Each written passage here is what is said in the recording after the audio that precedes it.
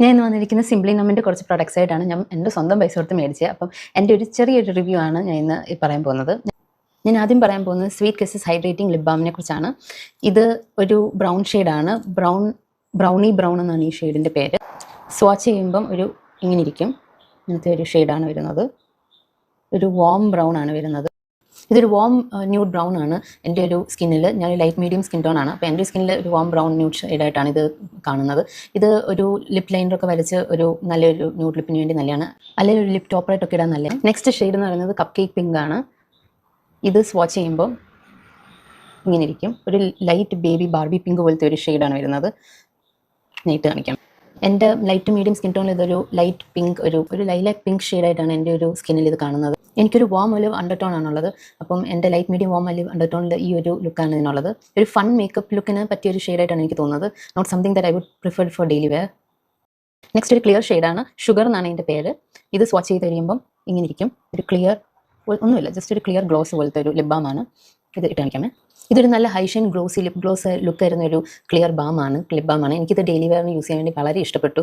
അപ്പം ഇതിങ്ങനെയാണ് കാണുന്ന. ഒരു ലിപ്പൊക്കെ ബ്ലേർഡ് ആയിട്ടുള്ള ഒരു ഇഫക്റ്റാണ് ഈ ലിപ്പ് ബാം ഇടുമ്പോൾ എനിക്ക് കിട്ടുന്നത്. ഇതൊരു ലിപ് ടോപ്പറായിട്ട് യൂസ് ചെയ്യാൻ എനിക്ക് വളരെ ഇഷ്ടപ്പെട്ടു. ഇത് നല്ലൊരു ഹൈഡ്രേറ്റിംഗ് ലിപ് ബാമാണ്. ഒരു 5-6 മണിക്കൂറത്തേക്ക് ലിപ്സ് നല്ല ഹൈഡ്രേറ്റിംഗ് ആയിട്ട് വെക്കും. പിന്നെ ഇതുപോലെ ഒരു നല്ലൊരു ഗ്ലോസി ഹൈഷൈൻ ഇഫക്റ്റ് തരുന്നുണ്ട്. എനിക്കത് ഭയങ്കരമായിട്ട് ഇഷ്ടപ്പെട്ടു. ഇതിൻ്റെ കളർ അത്ര നേരം ലാസ്റ്റ് ചെയ്യത്തില്ല. സോ ഒരു ലിപ് ടോപ്പറായിട്ട് ഒക്കെ നല്ലതാണ്.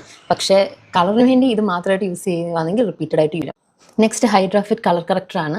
I took the shade apricot and brick. ഇതാണ് സ്വാച്ചസ്. ഇത് ആപ്രിക്കോട്ടും ബ്രിക്കും കൂടെ മിക്സ് ചെയ്ത് കിട്ടുന്ന ഒരു ഷെയ്ഡാണ്. പിന്നെ ഞാൻ ഉപയോഗിച്ചുകൊണ്ടിരുന്നത് ബോബി ബ്രൗണിൻ്റെ ഡീപ്പ് പീച്ച് എന്ന് പറഞ്ഞിട്ടുള്ള ഷെയ്ഡാണ്. അപ്പോൾ ഇതാണ് അതിൻ്റെ ഒരു കമ്പാരിസൺ. സോ എൻ്റെ ഷെയ്ഡ് എന്ന് പറയുന്നത് പീച്ചായിരുന്നു വരേണ്ടത്. പക്ഷേ ഞാൻ അറിയാതെ ബ്രിക്കും ആപ്രിക്കോട്ടും ആണ് മേടിച്ചത്. അപ്പം അതുകൊണ്ട് ഞാൻ ഇത് രണ്ടും കൂടെ മിക്സ് ചെയ്താണ് എൻ്റെ അണ്ടർ ഐസിൽ യൂസ് ചെയ്തേക്കുന്നത്. ഇവർ പറയുന്ന പോലെ തന്നെ എനിക്കിതൊരു ഫുൾ കവറേജ് വരുന്ന കളർ കറക്റ്റായിട്ട് തന്നെയാണ് തോന്നിയേക്കുന്നത്. പിന്നെ എനിക്കിതിൻ്റെ ഏറ്റവും കൂടുതൽ ഇഷ്ടപ്പെട്ട ഭാഗം എന്ന് പറഞ്ഞാൽ ഇത് സെറ്റാവും.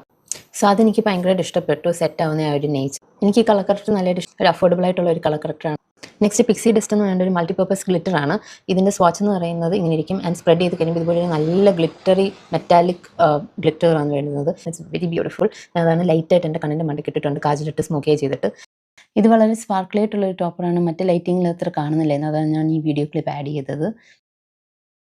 ഇതിൻ്റെ ഒരു കോൺ എന്ന് പറയാനുള്ളത്, നമ്മൾ ഇതുപോലെ കയ്യിലെടുത്തിട്ട് അവിടെ നിന്ന് എടുത്തിട്ട് ലിഡിൽ പ്ലേസ് ചെയ്യുമ്പോഴാണ് കുറച്ച് നല്ലതായിട്ട് വരുന്നത്. അല്ലെങ്കിൽ കുറച്ച് പാച്ച് ആവും. അപ്പോൾ അതല്ലാതെ എനിക്കിത് ഭയങ്കര ഇഷ്ടപ്പെട്ടു. പക്ഷേ ഇങ്ങനെ കയ്യിലെടുത്തിട്ട് ഇങ്ങനെ ചെയ്യെങ്കിൽ ബ്രഷ് കൊണ്ട് ചെയ്യുകയാണെങ്കിലും ഒരു നല്ലൊരു ടോപ്പറാണ് ഈ ഒരു പിക്സി ഡസ്റ്റ് എന്ന് പറയുന്നത്. അപ്പോൾ ഇത്രയാണ് എൻ്റെ സിംപ്ലി നം പ്രോഡക്ട്സിൻ്റെ review. I hope you enjoyed watching my video. Thank you for watching. അടുത്തൊരു വീഡിയോ ആയിട്ട് വരുന്നത്. Bye bye, take care.